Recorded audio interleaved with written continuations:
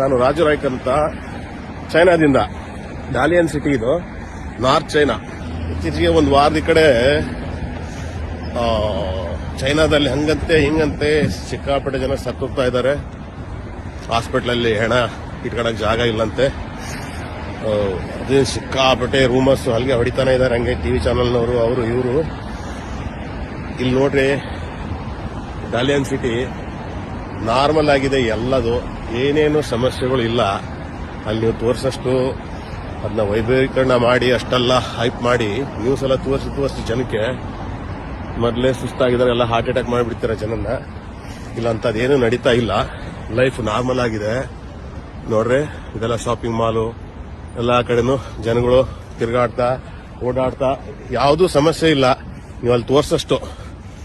ದಯವಿಟ್ಟು ಅಂಥದ್ದೆಲ್ಲ ಜನಕ್ಕೆ ಹೆದರಿಸಿ ನಿಮ್ಮ TRPಗೋಸ್ಕರ ಅಥವಾ ನೀವು ನಿಮ್ಮ ಚಾನಲ್ ಬೆಳೆಸೋಕ್ಕೋಸ್ಕರ ಏನೇನೋ ಸುಳ್ಳು ಸುದ್ದಿಗಳು ನಂಬಿಸಿ ಜನಕ್ಕೆ ತೊಂದರೆ ಕೊಡಬೇಡಿ. ಅಂಥದ್ದೇನೂ ಆಗಿಲ್ಲ ಚೈನಾದಲ್ಲಿ.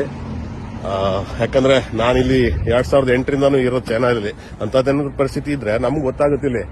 ನಾವು ನಮ್ಗೆ ಸ್ಟೂಡೆಂಟ್ಗಳು, ಆಮೇಲೆ ನಮ್ಗೆ ಎಲ್ಲ ಜನಗಳು ಸಿಗ್ತಾರೆ, ಮಾತಾಡ್ತಾರೆ. ಅಂಥದ್ದೇನಾದ್ರು ಇದ್ರೆ ನಮಗೂ ನ್ಯೂಸ್ ಮೊದಲೇ ಗೊತ್ತಾಗುತ್ತೆ, ನಿಮ್ಗಿಂತ ಮೊದಲೇ ಇಲ್ಲೇ.